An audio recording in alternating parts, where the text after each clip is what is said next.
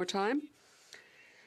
I would ask my colleagues to read the amendment. Conservatives will have a real plan to meet the Paris Agreement targets. Thank you, Madam Speaker. Order. The member will have 10 minutes for questions and comments after oral questions. Excuse. Déclaration. Statements by members, déclaration des députés. L'honorable. The Honourable Member for Repentigny. On May 17th, we will mark the International Day Against Homophobia and Transphobia. I'd like to offer the Bloc Québécois support to the LGBTQ+ community for all battles that remain to be won. Because although Quebec society has made progress, there are still real obstacles to equality and the right to dignity for all people. If you've ever spent any time on social media, you can see that online bullying is a real problem in society.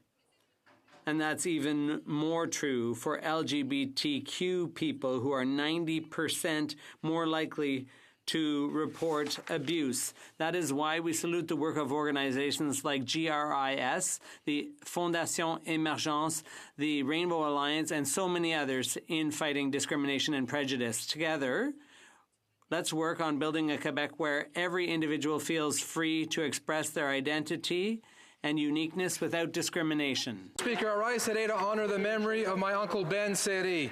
He lost his battle with cancer May 11th, surrounded by his two daughters, Jeanette, Julie, son-in-laws Michel, Ken, and grandchildren, Stephanie, Mélanie, Eric, Darren, and Miguel. My uncle served as Liberal MP for the riding of French River, Timiskaming Cochrane from 1993 to 2004. Following the footsteps of his older brother, my father, Gaétan Seri, I'm truly humbled and proud to have followed their paths. Monsieur le Président. Mr. Speaker, Uncle Ben always promoted the interests of the community. Proud of his Algonquin, Indigenous, and Northern Ontario roots, he saw to it that their voice was heard in Ottawa. He was an avid hunter and angler, a proud francophone with a real sense of humor, and a huge family man. To the little guy from Verner des Aulniers, may you rest in peace, Uncle Ben Miigwech.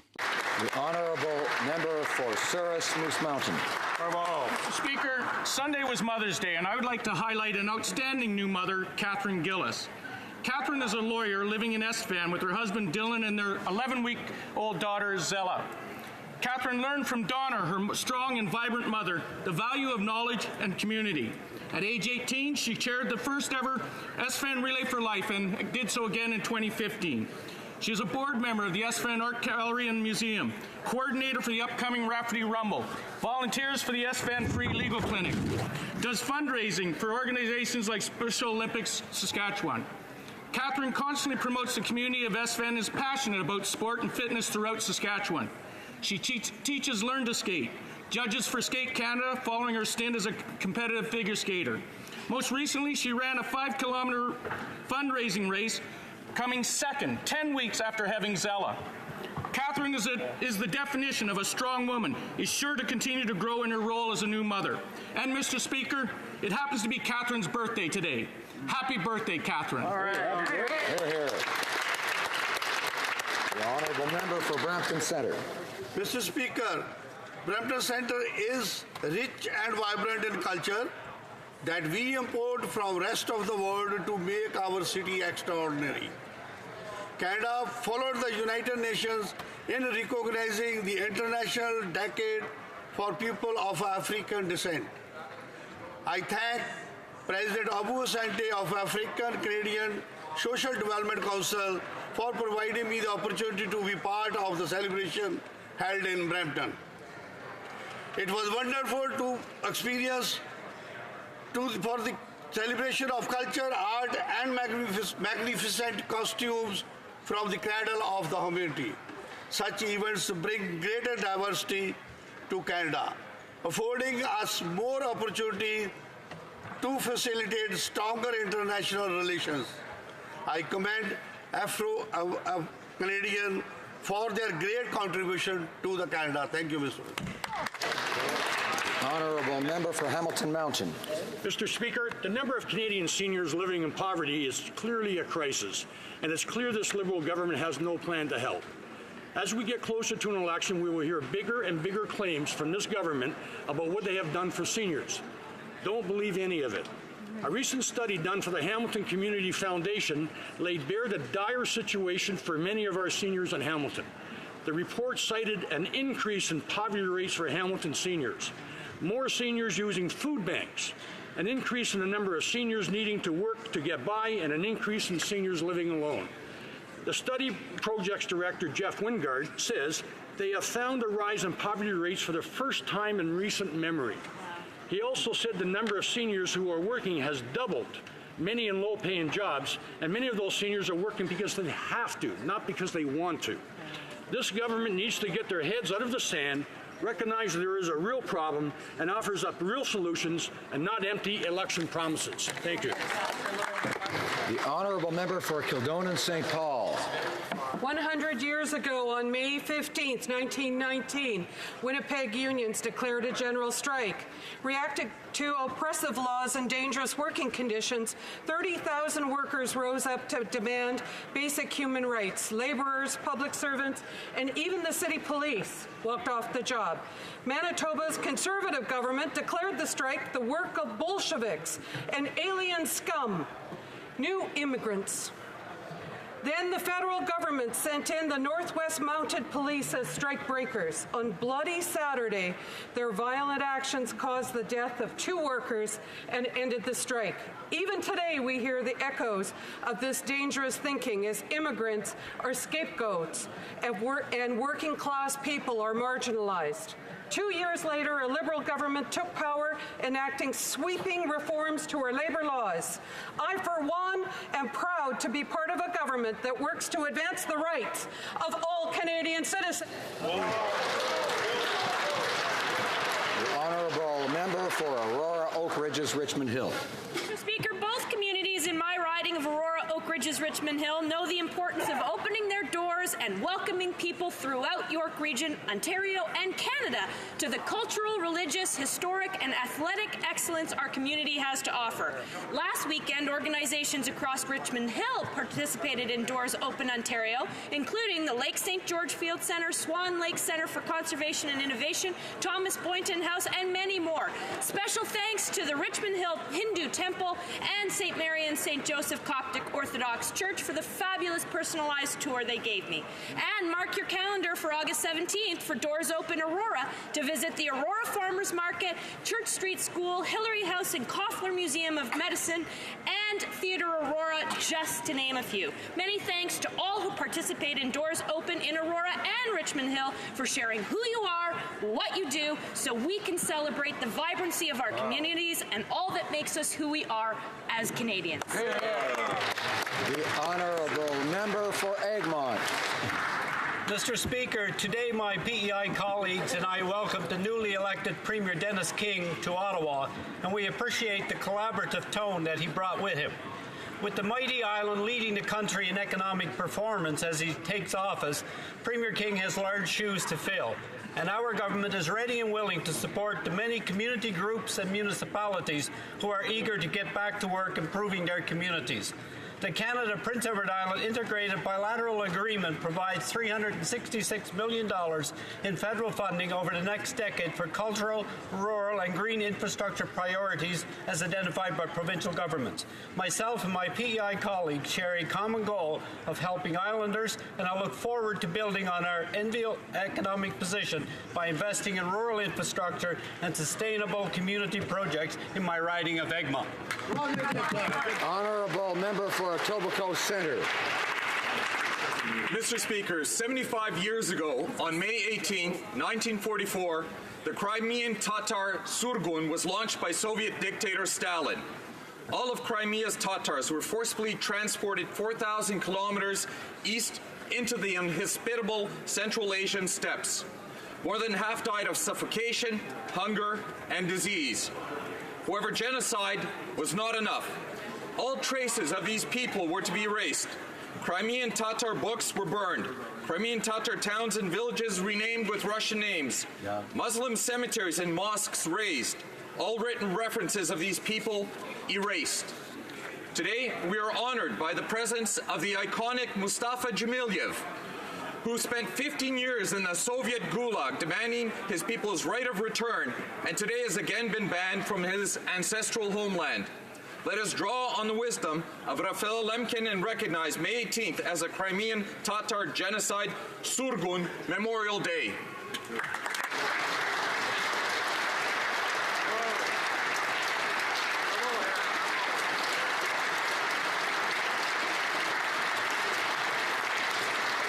Of course, I remind honourable colleagues the general rules members are to rise uncovered. The honourable member for Oshawa.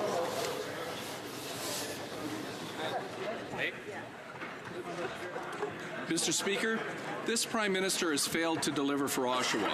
He promised an open and transparent process for major decisions, yet he refuses to release the business plans for the Oshawa Harbour as well as the Pickering Airport, a project which could create up to 50,000 much-needed jobs for our communities. He promised a unique environmental plan and carbon taxes that would bring the jobs of the future to Canada. Instead of building the cars of the future in Oshawa, GM will now be building them in the United States where it's more internationally competitive. This Prime Minister also broke his solemn promise to veterans to settle lawsuits out of court. He actually said, Mr. Speaker, that they are asking for more than we can give. And serve your country bravely for nearly 40 years in the Royal Canadian Navy, this Prime Minister will drag you and your reputation through legal proceedings. Become a convicted terrorist, however, and he will gift you with $10.5 million out-of-court settlement. The fact is, Mr. Speaker, this Prime Minister is simply not as advertised. The honourable member for Kenora. Mr. Speaker, I want to welcome to the House youth leaders from Right to Play's Promoting Life Skills and Aboriginal Youth program. Right to Play works in partnership with over 90 First Nations, Métis and Inuit communities and organizations across Canada to support community-driven youth programs that build life skills and improve health and education outcomes. Today we are joined by Zoe Duhaime of Wapiti First Nation, Tyler Evans of St. Teresa Point First Nation, Danny Charles of Beecher Bay First Nation, and Shana Russell and Evangeline Martin of Gitniao First Nation. This evening, Mr. Speaker, along with the members from Caribou Prince George and the member from Vancouver East, we'll hear from these youth leaders at an event in room 410 of the Wellington Building. Join us tonight and join me now in welcoming these inspired youth leaders to the House of Commons. Bravo. The honourable member for Nipissing to Miskamane. Mr. Speaker, for her entire childhood, 9-year-old Chloe Cook has been an advocate for the environment. Chloe has always picked up litter whenever she walks down the street and encourages whoever is with her to do the same. She is involved with the Earth Rangers, a youth conservation group that educates members about how to engage in environmental advocacy in their homes, schools, and communities. She is inspired by Gerda Thunberg, the teenager from Sweden who started the Fridays for the Future to protest global inaction on climate change. Chloe is holding a similar protest in North Bay on May 24th because she believes climate change is a huge problem that is affecting our future. I commend Chloe for being a leader of today. Chloe represents what tackling climate change needs to be priority, why we need to take action for the future of our children and our grandchildren. Thank you, Chloe. The honourable member for Charlesbourg, Haute-Saint-Charles. Mr. Speaker, 4 years ago, the Prime Minister made Canadians a lot of promises. He was going to fix all his predecessors' mistakes. He was going to put Quebec and Canada back on the right path. But like a fairy tale, it was just a tale. It wasn't true. He promised Quebec would be well served by his government, but it was the opposite. He betrayed us first chance he got by trying to strip Davie Shipyard of a lucrative contract and the thousands of jobs that went along with it. Quebec deserves much better. They promised federal-provincial harmony, but more than half the provinces, including Quebec, are in conflict with them. They didn't lift a finger to stem the tide of illegal migrants coming into Quebec each day, making the Canada-Quebec Accord on Immigration not worth the paper it's written on. Our relations with our main trading partners have soured, to say nothing of Quebec's embarrassment over the trip to India. Mr. Speaker, Quebec deserves better. Member for Edmonton Centre. Mr. Speaker, tomorrow we mark the International Day against homophobia, transphobia, and biphobia. We pause to reflect on the violence, discrimination, and injustice that persist for LGBTQ2 Canadians and people around the world.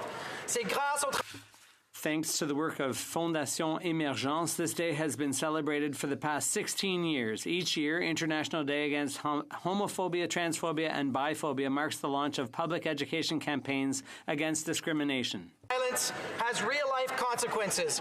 Almost 3/4 of LGBTQ individuals report they have been personally attacked or harassed online. That includes me and many of my queer friends and colleagues. This is unacceptable.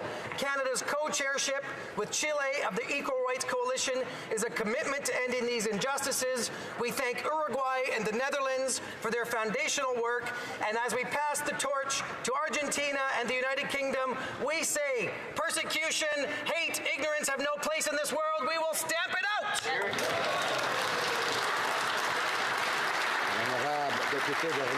The honourable member for Rimouski-Nejet-Témiscouata, Basque. Mr. Speaker, one of the greatest sources of pride in Trois-Rivières, the Basque, and Lower St. Lawrence is the oldest French immersion school in North America, celebrating its 87th year of operation this year. Each summer, Principal André Baudin and his team welcome approximately 600 young Anglophones from across the country for an unforgettable experience, billeted with some 100 host families. Often when these young people are first addressed in French, they look like deer caught in the headlights, as CAFEL President Nicolas Muras often says, but they emerge from the experience doubly confident in themselves and their abilities, with their heads full of memories. I'm pleased to welcome them and to wish them goodbye every year, as often as I can.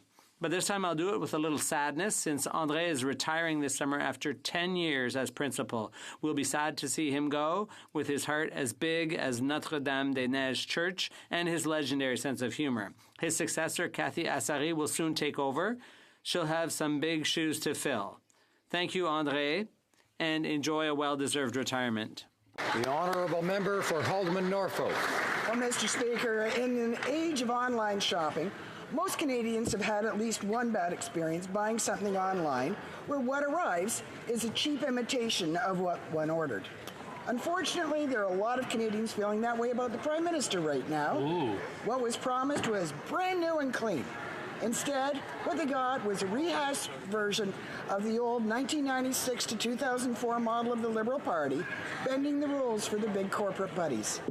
On the box it said, now with ethics included. But apparently, that was a limited time offer. Then there are the hidden fees, and a promise of a balanced budget when what arrived was 4 consecutive deficits. Shame. And remember those lower taxes that he went on about during the campaign? Well, instead, he brought in a whole new tax, one that affects absolutely everything. Mr. Speaker, the Prime Minister, he's not as advertised. Hear, hear. The honourable member for Fredericton. We were elected on the strength of our plan to boost the economy and create jobs for Canadians. Thanks to our government's investments in infrastructure, innovation, immigration, trade, and green growth, Canadians go to work every day to build a Canada that works for everyone. Now, under the Harper majority government, New Brunswick actually lost thousands of jobs. But under our government, New Brunswick has added thousands of jobs. Our Atlantic growth strategy is breathing new life into our communities. In Fredericton, that means a booming cyber sector. It means hundreds of renewable jobs and smart grid. It means new Canadian Armed Forces recruits at Base Gagetown. In fact, across the country since November 2015, Canadians have added more than 1 million jobs to our economy. Mr. Speaker, because of our plan, New Brunswickers and Canadians are working. What is clear is our plan is working better than advertised.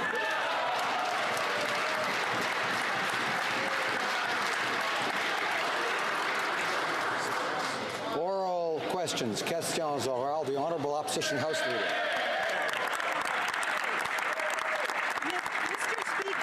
China has now formally arrested Canadians Michael Kovrig and Michael Spavor. We don't know where these two men are being held, and they are at risk of being put to death by the Chinese because of these trumped-up allegations. Clearly, the Prime Minister's approach to China is not working. When will he stop acting like a coward, pick up the phone, do something about this, because the very lives of Canadians...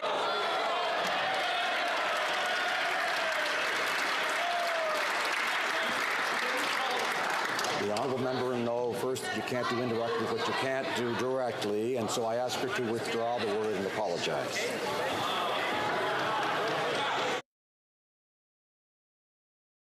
Mr. Speaker, I withdraw calling the Prime Minister someone acting like a coward. I withdraw that.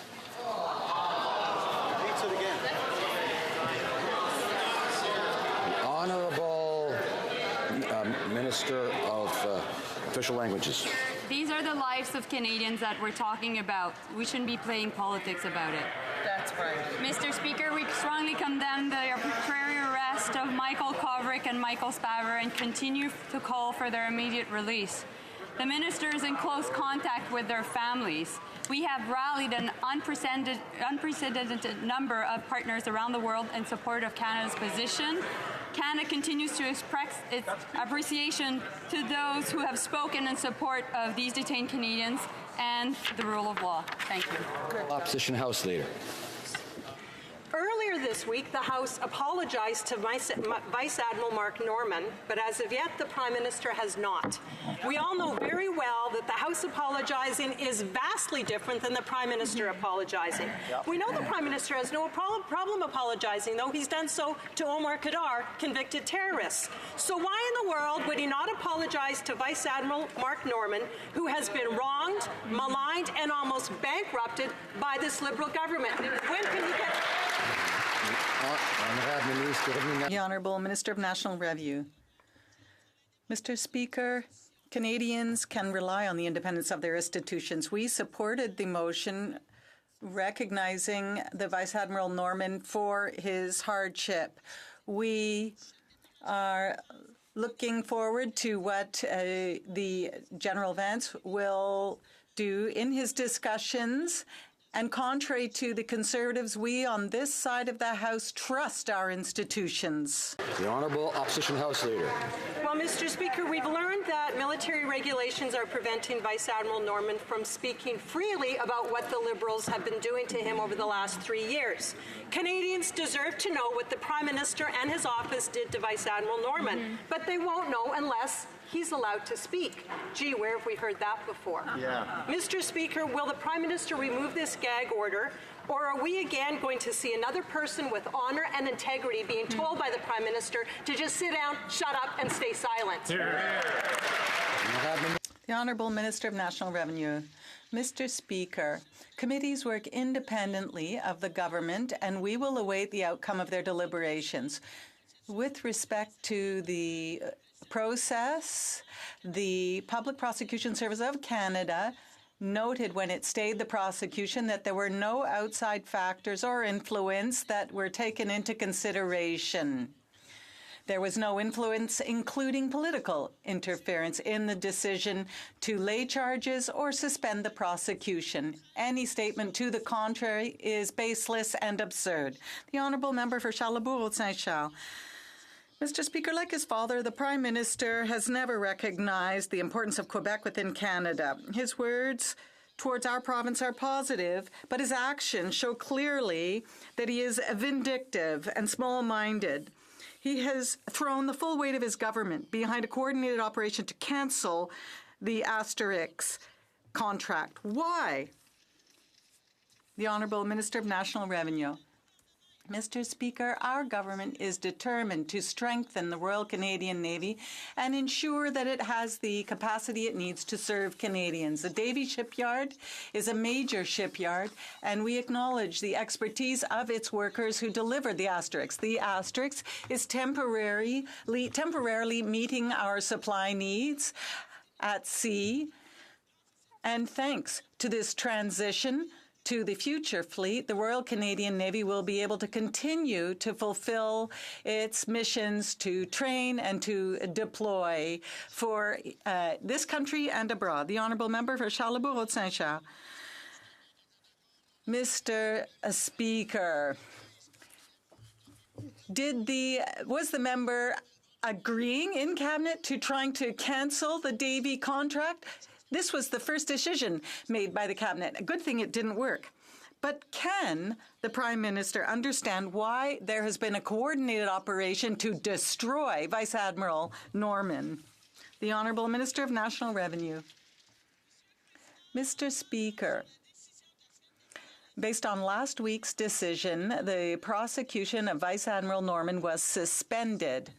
As the Director of the Public Prosecution Service confirmed last week, each decision was made completely independently. No other factor was considered in that decision, and there was no other outside influence or contact at the PPSC, including political interference in the decision to lay charges or suspend the prosecution.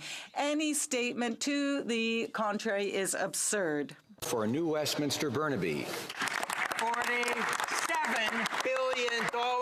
Those are the profits from criminal acts that were laundered in Canada last year under this Liberal government. Canada is now the snow-washing capital of the world, and epidemic money laundering increases housing costs, and Canadians pay the price. Liberals choose to do nothing but fake posturing. They deny the resources and tools to fight money laundering.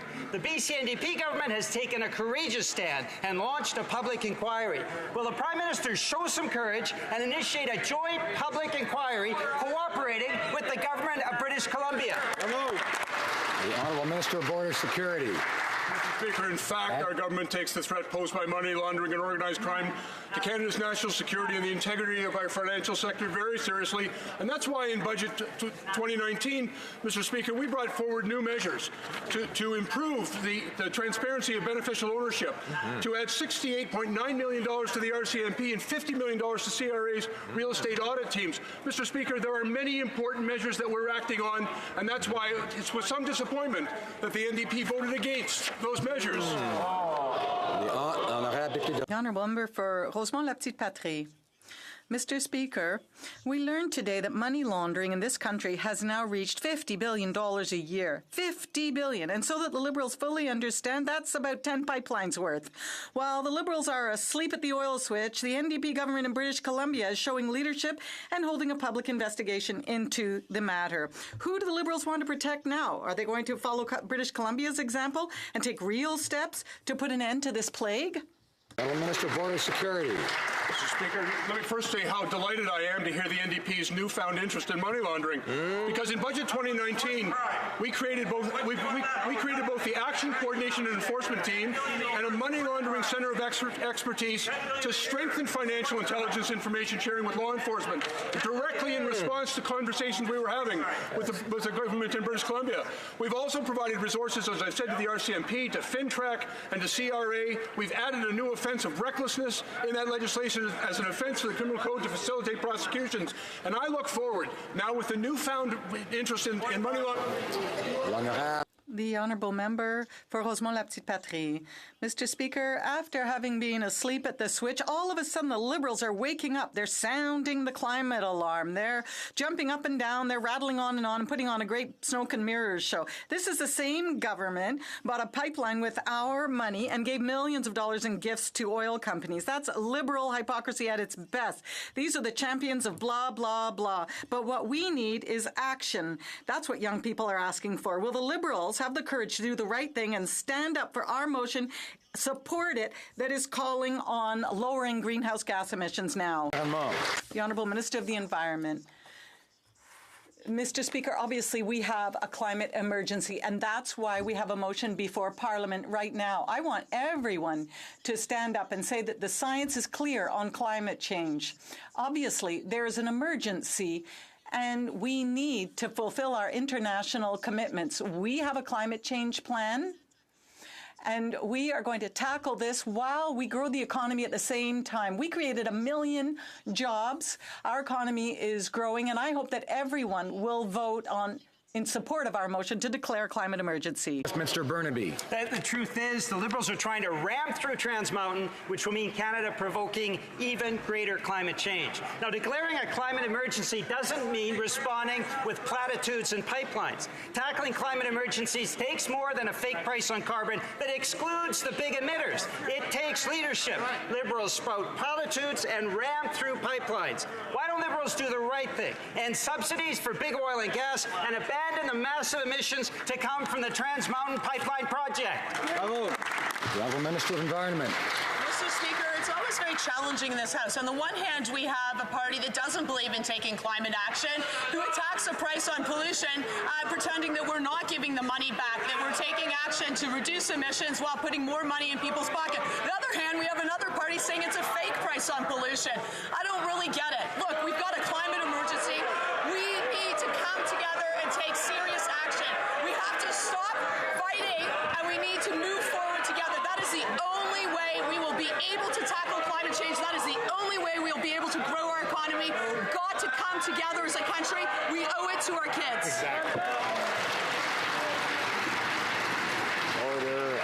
It seems that many members have lots to say, but I'd ask them, of course, to wait until they have the floor. And now the floor is going to the honourable member for Renfrew-Nipissing-Pembroke. Mr. Speaker, the Liberals are refusing to allow today's emergency meeting on the Vice Admiral Mark Norman affair to be televised. Canadians deserve transparency, but the Liberals want to hide in the dark. Vice Admiral Norman says he has a story to tell that Canadians will want to hear. Canadians need to be assured that the Prime Minister isn't orchestrating yet another cover-up. Will the Chair of Defence Committee do the right thing and allow today's meeting to be televised? The Honourable Vice Chair of the Standing Committee on National Defence. Speaker, as Vice Chair of the National Defence Committee, I am disappointed that the Liberal Chair of the Committee from Colonial Lake Country is stubbornly refusing to accommodate requests from media to televise today's meeting. There's intense national interest regarding the unjust prosecution of Vice Admiral Mark Norman, but the Liberals want to keep it in the dark. So much for Liberal transparency. It's starting to smell a lot like a cover-up.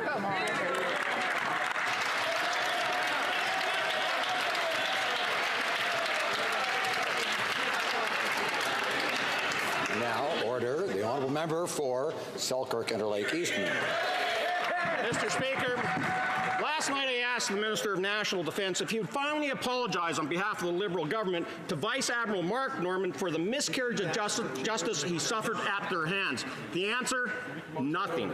The documents the Prime Minister fought to keep secret were the very documents that vindicated Vice Admiral Norman, and it could have happened months ago, but yet they still refused to turn them over to the court. If the minister truly regrets what happened to Vice Admiral Norman, will he let the sunshine in, release the documents, and end this Liberal cover-up? The Honourable Parliamentary Secretary to the Minister of National Defence. Thank you very much, Mr. Speaker. Canadians can have full confidence in our legal institutions. This week, we voted in favour of a motion to acknowledge Vice Admiral Norman's achievements and recognize his hardship, and we look forward to discussions with general events. There is a process that was followed, and we must respect the judicial process, contrary to what the Conservatives are doing, which is not respecting the process. The Honourable Member for Chicoutimi-Le-Fjord. Mr. Speaker, the Royal Canadian Navy needs 2 supply ships. On February 27, 2014, a fire broke out on the HMCS Protecteur. On September 1, 2014, the HMCS Preserver made its last trip. The Navy has critical requirements that only Navy can meet. Today, still, the C-SPAN, or rather, why is the Liberal government, why did it try to cancel the Davy Asterix contract? The Honourable Secretary, Parliamentary Secretary. Mr. Speaker, thanks to our shipyard strategy, there are many jobs being created. Now, the Conservative government excluded Davy itself from shipbuilding. Our government has given more than 16% of a value of millions of dollars to Quebec businesses. We believe in the Davy shipyard, and we will continue to make sure that men and women in the Royal Canadian Navy need the equipment they do to do their work. That's exactly what we are doing by investing in our men and women. Thank you. The Honourable Member for Chicoutimi-Le-Fjord. Mr. Speaker, we're the ones who gave the contract, not them. Mr. Speaker, the Asterix was a resounding success, delivered on time and on budget by Davy. Yesterday, the Minister of National Defence was not able to confirm when the Royal Canadian Navy would be able to count on receiving its second supply ship. He also stated that he endorsed the Chief of National Defence Staff in his decision to suspend Vice Admiral Norman. Why did the Liberal government not support a man who has defended the Canadian Royal Navy? The Honourable Parliamentary Secretary. Mr. Speaker. The question also included a question on Davy, and so I'm going to respond to that by saying, Mr. Speaker, that the Conservatives completely forgot Davy Shipyard. We have granted more than $1.5 billion in contracts to Quebec businesses, and we will make sure that the men and women of the Royal Canadian Navy have the equipment they need.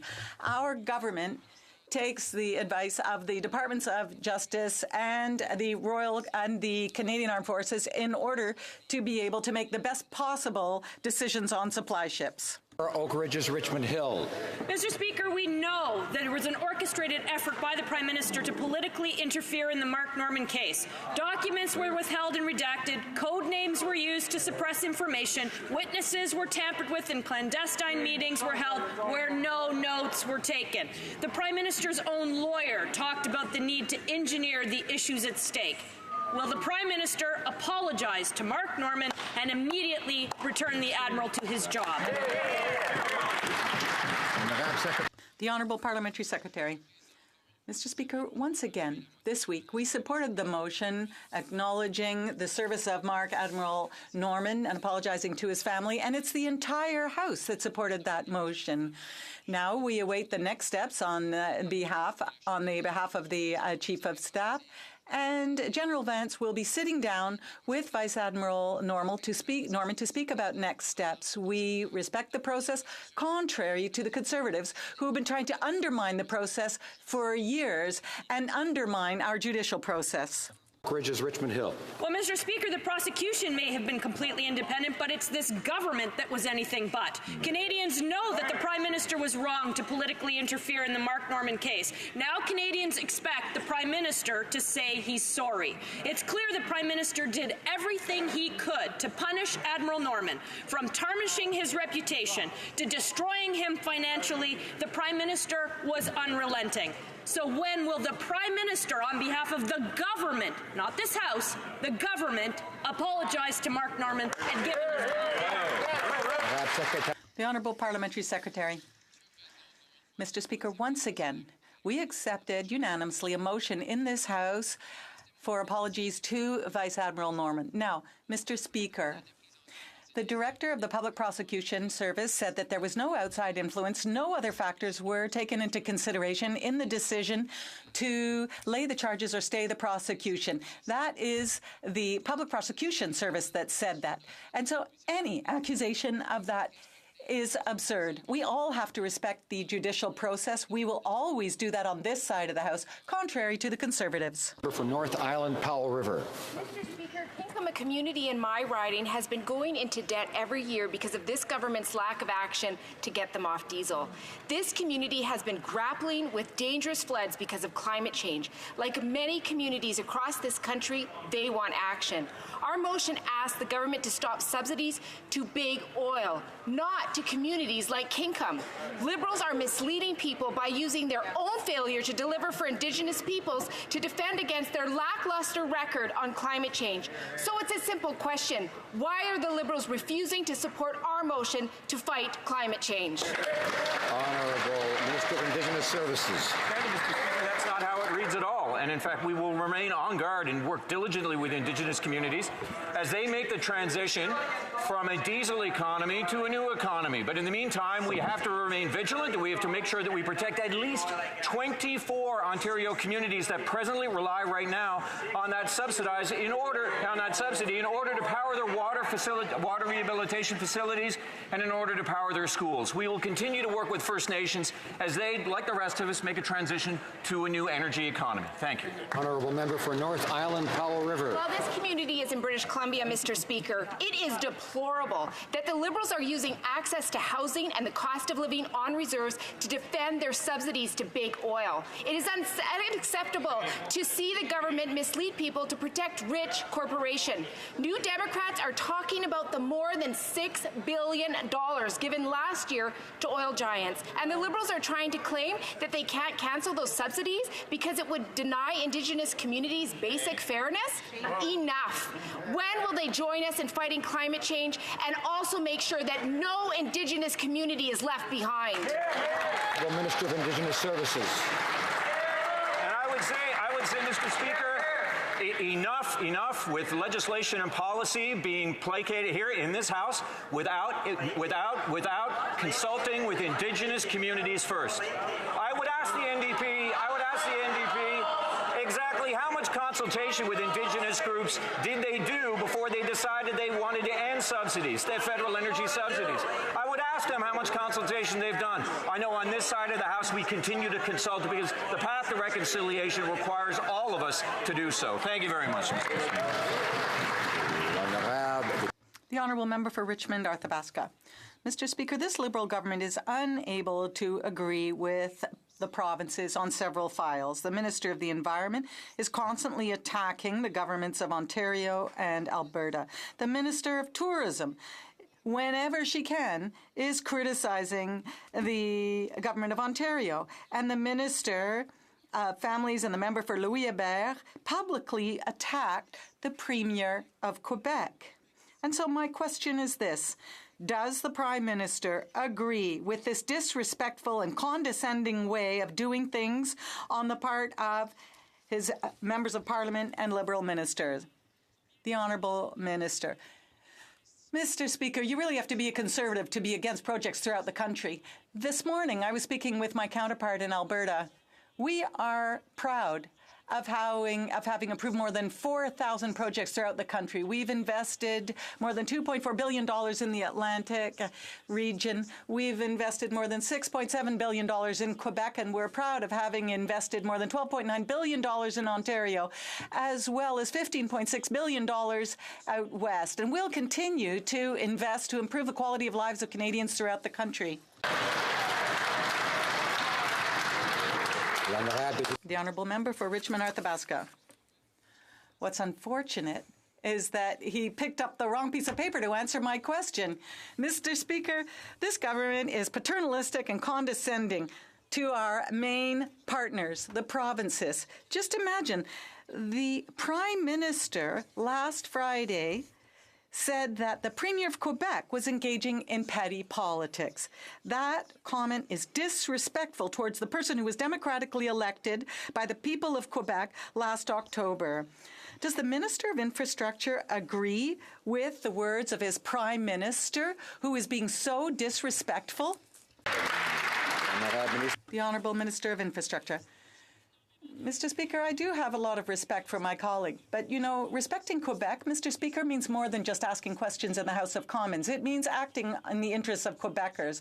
And that's why, Mr. Speaker, that since November 2015, we've approved over 600 projects in Quebec to a value of $5.3 billion. Mr. Speaker, respecting Quebecers means investing in Quebec. And we'll continue to do that. L'honorable député. The Honourable Member for Beauport-Limoilou. Order, please. Mr. Speaker, real federalists do what we have done. We recognized the unique nature of Quebec. Mr. Speaker, several times since 2015, we've seen how the Liberal government is everything but transparent. It slips in questionable clauses into omnibus bills.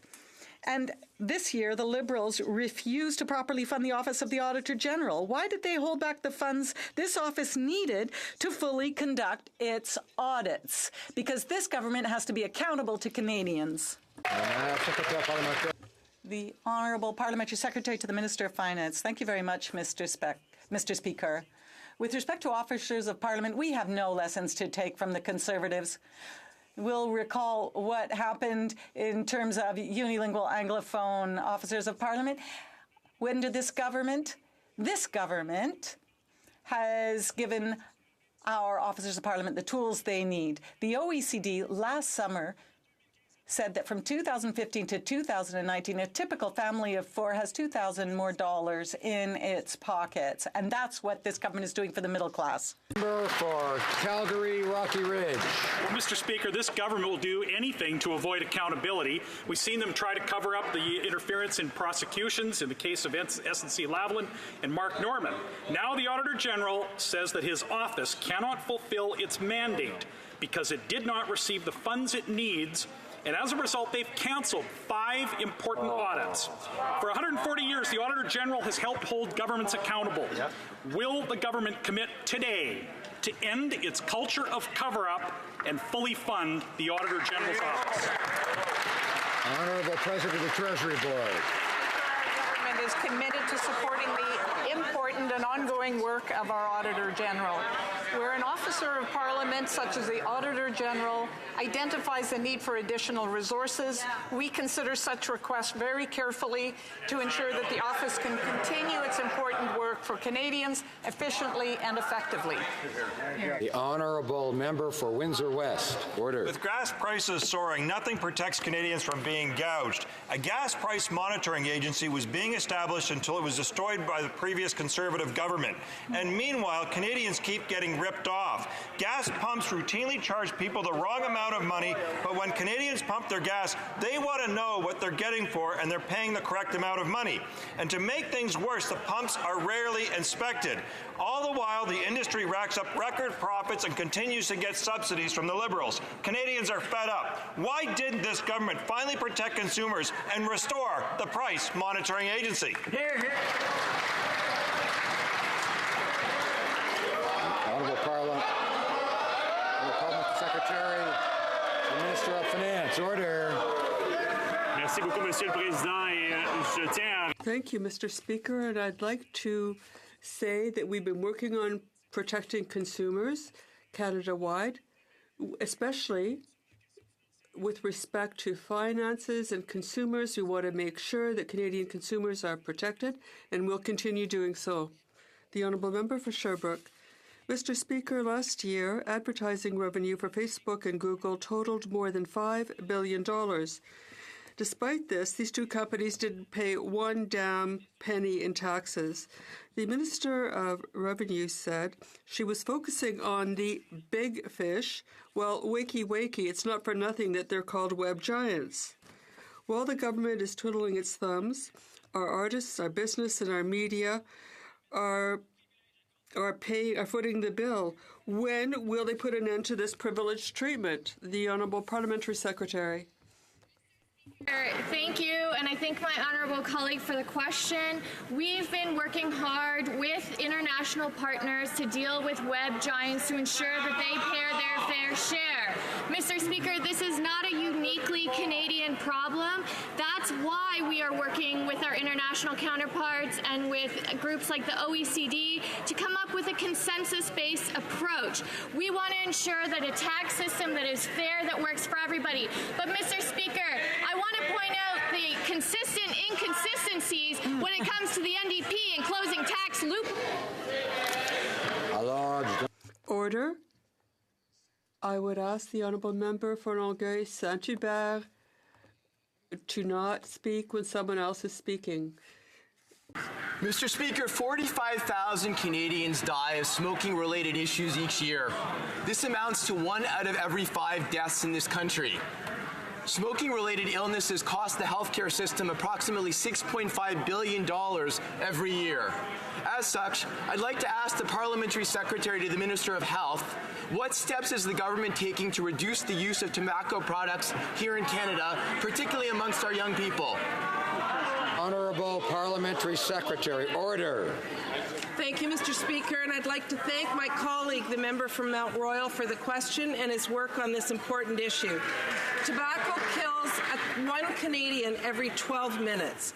That's why our government kept its promise to better protect Canadians, particularly youth, by introducing plain packaging and new regulations on vaping, with more to come. The Canadian Cancer Society calls our new regulations the best in the world. We will continue to protect our youth and all Canadians. The Honourable Member for Beauport, Côte-de-Beaupré et d'Orléans-Charlevoix. Mr. Speaker, when the Finance Minister's Chief of Staff interferes directly in the SNC Lavalin scandal, he's not called on the carpet. No, he's rewarded and promoted.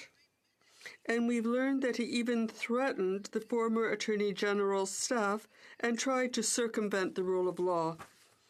Why does the Prime Minister reward those who do his dirty work and fire those who stand up to him? The Honourable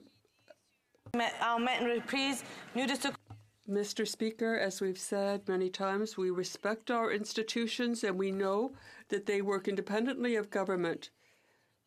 We have to allow them to do their work, but it's not the way of the Conservatives who continue to do petty politics with this. We will continue to work for Canadians. That's why we're here, and that's why we have a program that's working for Canadians despite the Conservatives. Thank you, Mr. Speaker. The Prime Minister fired his Attorney General when she had the audacity or the courage to stand up to him. But Ben Chin, a key actor in the SNC-Lavalin scandal, he has been promoted as the senior advisor to the now Prime Minister. So let me get this straight. Under the current Liberal government, if you stand up to the Prime Minister, you get fired. But if you help the Prime Minister do his dirty work, no problem. You get a big promotion. My question is very simple. Does no one over there see the injustice and what is wrong? Honourable Government House Leader. Mr. Speaker, in Canada, the country that I'm proud to be born and raised in and to be representing, we have offices of Parliament and we have an independent court system. And they are functioning. We know that the rule of law is intact in Canada, and this has been said on numerous occasions. Canadians can have confidence in their institutions. We on this side have confidence in those institutions that work independently of government. But the Conservatives, they've always been used to undermining our institutions, and they've been used to making their patronage appointments, and that's why they can't fathom that they are working. And if they want to mislead Canadians, that is unfortunate. Order. Order. The honourable member for Barrie Innisfil. At the height of the SNC-Lavalin scandal, Ben Chin threatened the former Attorney General's Chief of Staff, saying, "Your boss spoke to the Finance Minister yesterday and said that me and Elder were mucking around on this file. Be careful when using my name, Jess." I guess he wanted her to use code names. By mucking around on this file, what the former Attorney General meant was that Ben Chin was working to undermine our rule of law. Instead of firing Chin, like he did the former Attorney General, the Prime Minister promoted him. How is that right? Yeah. Honourable Government House Leader. Mr. Speaker, what is right is that we have a rule of law that is intact in Canada. What is right and appropriate is to have confidence in our institutions. What is right and appropriate is to have confidence in our offices of Parliament. And that's exactly what we do on this side. The Conservatives under 10 years of Stephen Harper always continue to undermine the work of offices of Parliament. They did question and they continue to question the independence of our judicial system. That is very unfortunate. And what's even more clear, Mr. Speaker, is that here we discuss government business, but the Conservatives will continue to smear names because they know those individuals can't be in here to defend themselves, and they take advantage of their privilege. Thank you, Mr. Speaker.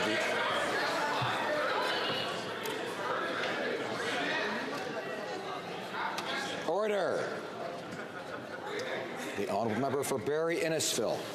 Chin was so aggressive to insert himself into the independence of our judicial process that the former Attorney General went to the Finance Minister and said, and I quote, "I told him that engagements from his office to mine on SNC had to stop and that they were inappropriate. They did not stop," she said, adding that her Chief of Staff subsequently received calls from Ben Chin on SNC-Lavalin and the need for a deal. What message does it send when someone who actively worked to undermine our rule of law is promoted and those who defend it, like the former Attorney General, is fired and kicked out of caucus? The Honourable Government House Leader. Mr. Speaker, from the beginning, what we have always said is that Canadians deserve to get to know the truth, and that's exactly why the committee was able to work independently of this place, and that's exactly why the Prime Minister waived solicitor-client privilege as well as cabinet confidence. Mr. Speaker, this is the first time that this has happened. It's unprecedented, because you know what, Mr. Speaker?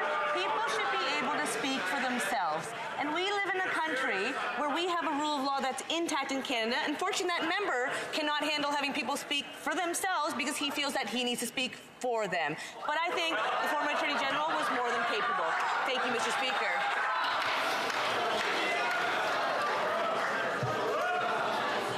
Alors. Order. Order.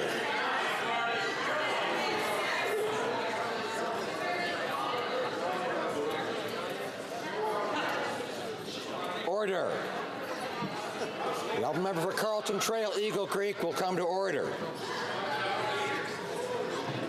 And others. L'honorable député. The honourable member for Trois-Rivières.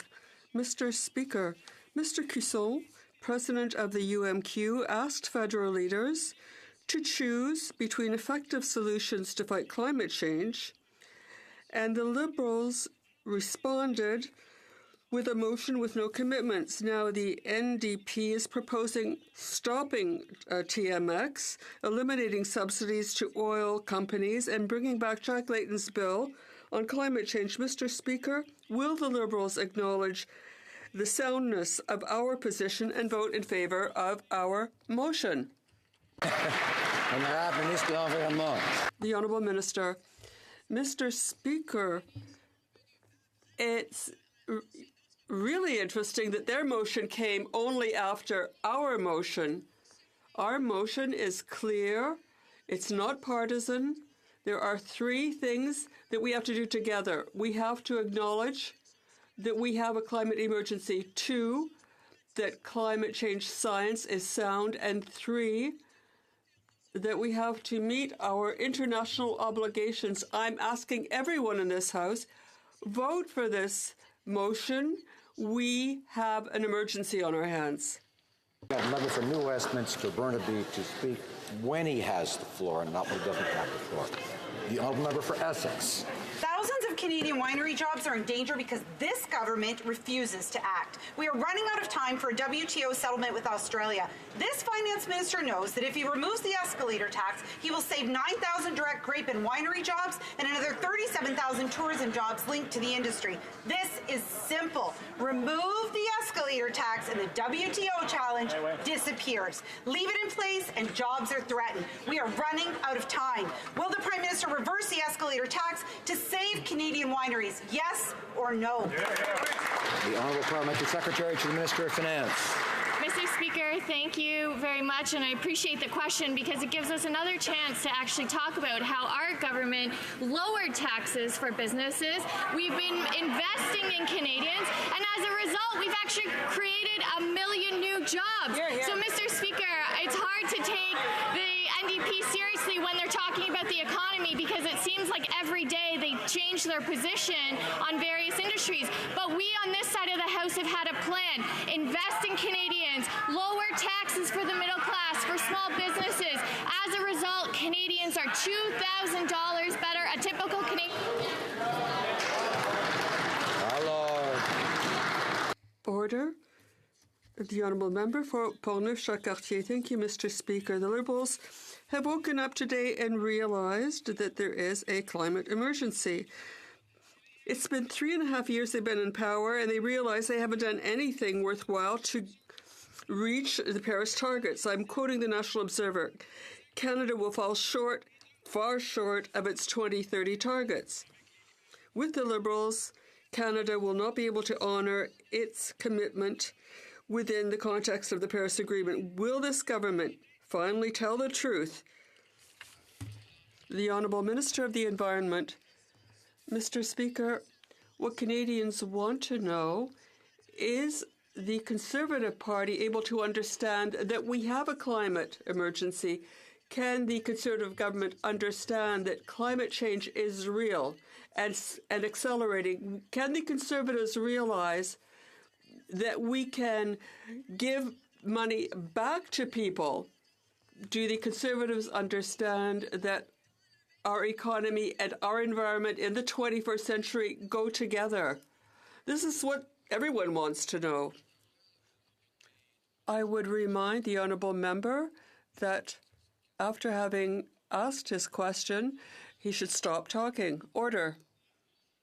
Lord. Order. The member for Abbotsford.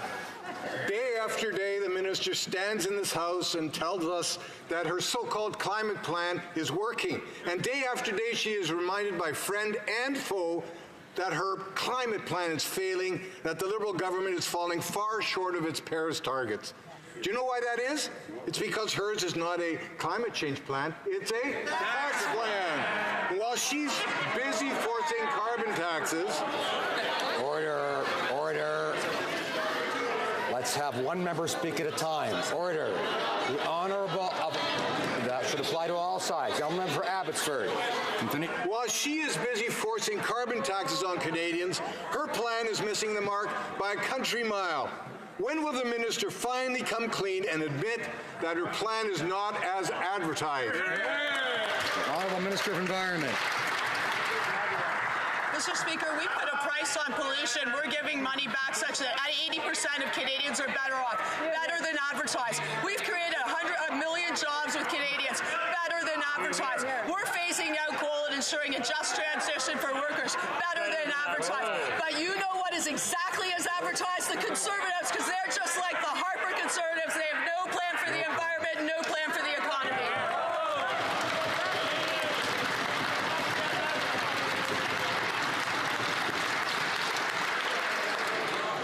Honourable member for Abbotsford. Order. Speaker, earlier in question period, the minister admitted that she doesn't get it. Remember? Yeah. She doesn't get it, and she's right. The minister's own documents show that the Liberals are falling far short of the promises the Prime Minister made in the Paris Agreement.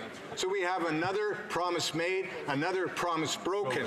When will the minister drop this charade, stop trying to distract from Liberal failures and scandal, and admit that her plan is a complete failure, not as advertised?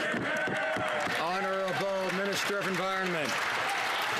Mr. Speaker, I want to take us back 3.5 years ago. We went to Paris to negotiate an ambitious Paris Agreement after a decade of inaction. Who was with me? The member opposite. What did we talk about there? We talked about how we needed to take serious action on climate change, how that needed to include putting a price on pollution, that we need to act for our kids, that we could grow the economy at the same time tackling climate change. He seems to have forgotten that. I'm happy to go out, have a drink with him, and remind him exactly what happened and how we can grow the economy, how we can tackle climate change, and we can all do it together.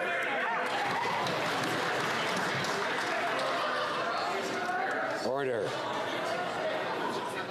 The Honourable Member for Long Range Mountains. Order. Speaker, in 1949, my province joined Confederation as Canada's 10th province.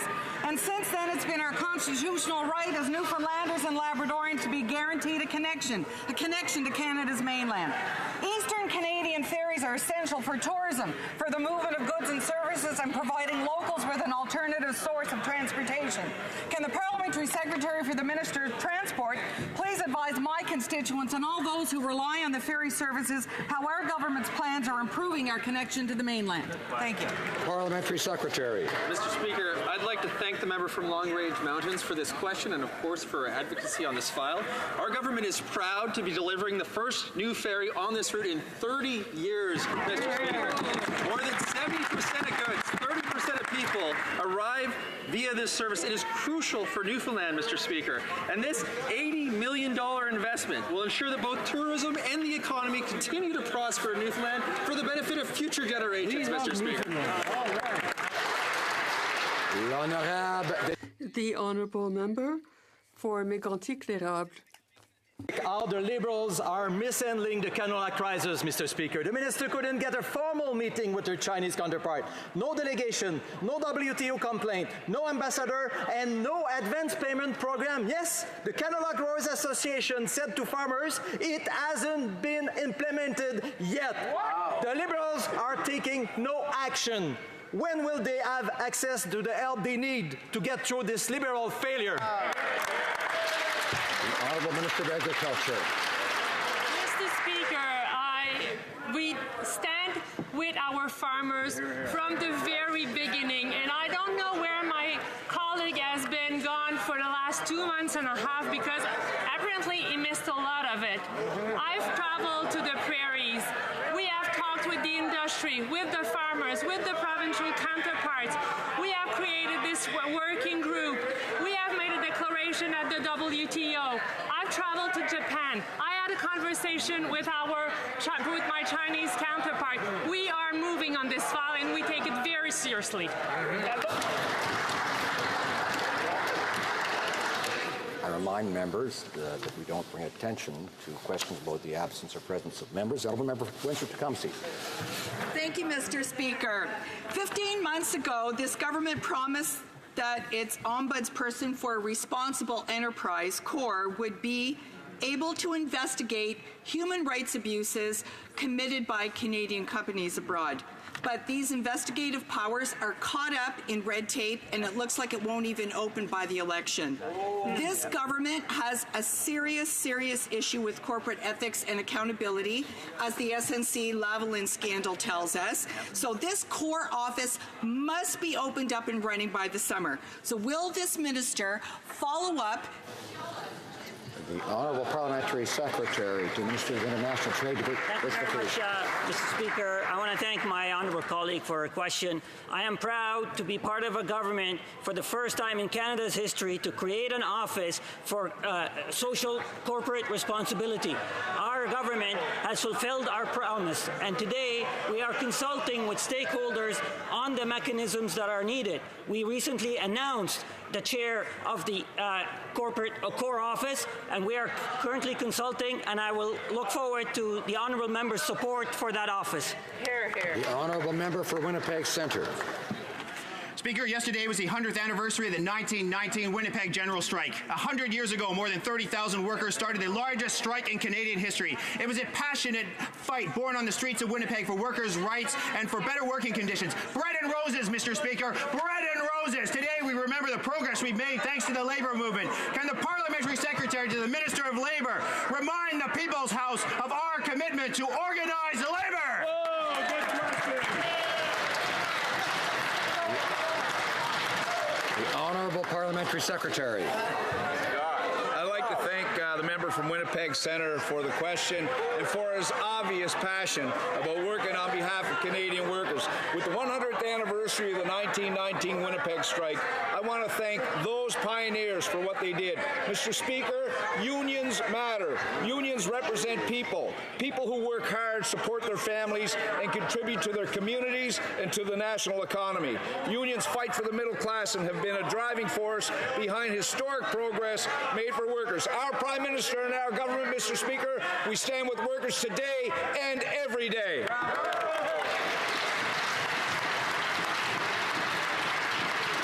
Honourable member for Carlton Trail, Eagle Creek. Mr. Speaker, the Senate Transport Committee is recommending that Bill C-48 be scrapped. After listening to provinces, industry, environmental, and Indigenous groups, they realize this bill is not in Canada's interests. Exactly. Like the carbon tax, this bill is not about the environment. It is about ideology.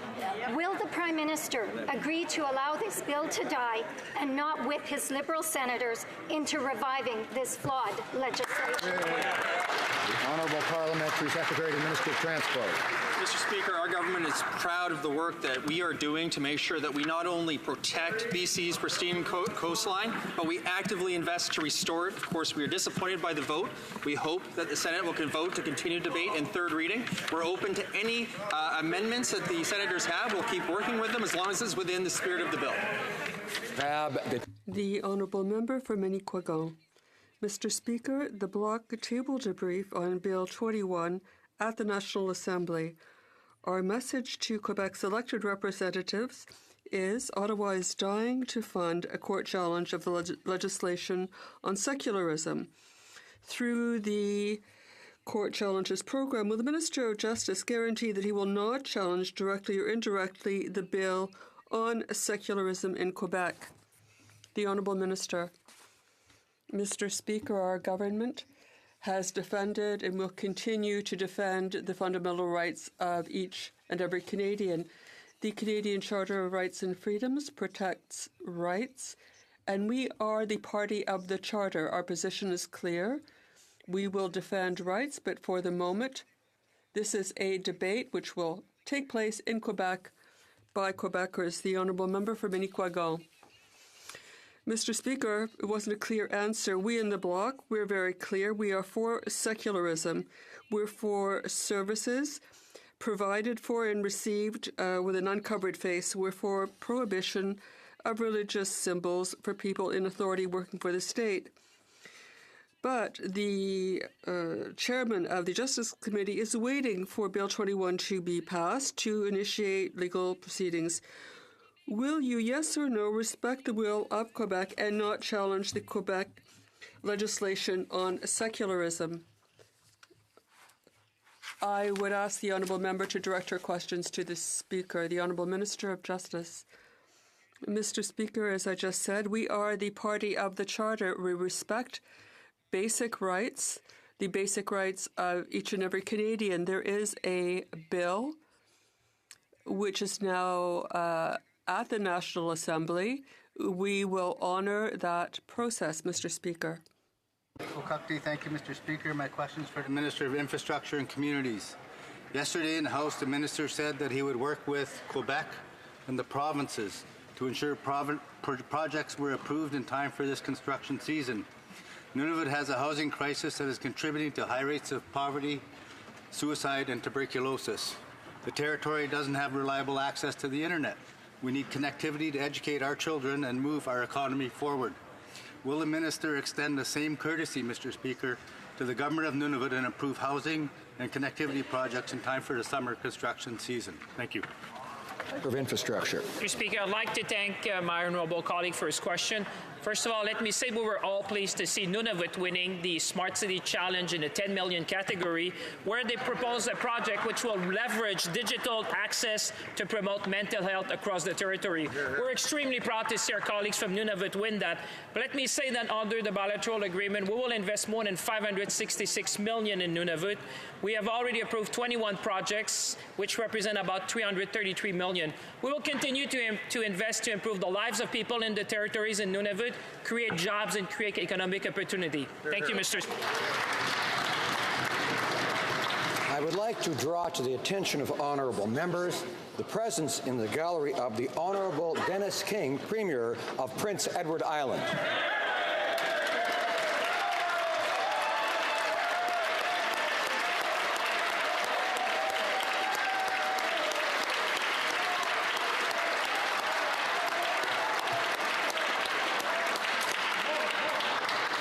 The honourable member for Etobicoke Centre is rising on a point of order.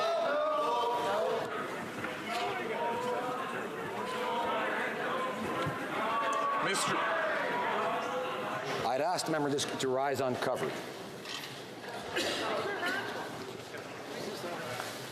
Mr. Speaker, I rise on a point of order.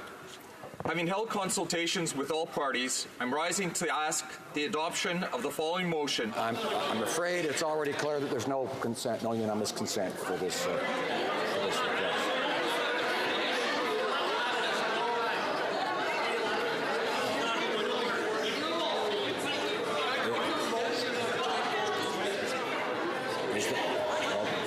Members often seek unanimous consent for motions on points of order, as members know, which I believe the member is doing. Is that correct? Seeking unanimous consent for a motion. It's already clear that there's no consent to the motion. I'm sorry. The honourable member for Durham is rising on a point of order. Point of order, Mr. Speaker, for a matter rising out of question period. Bosk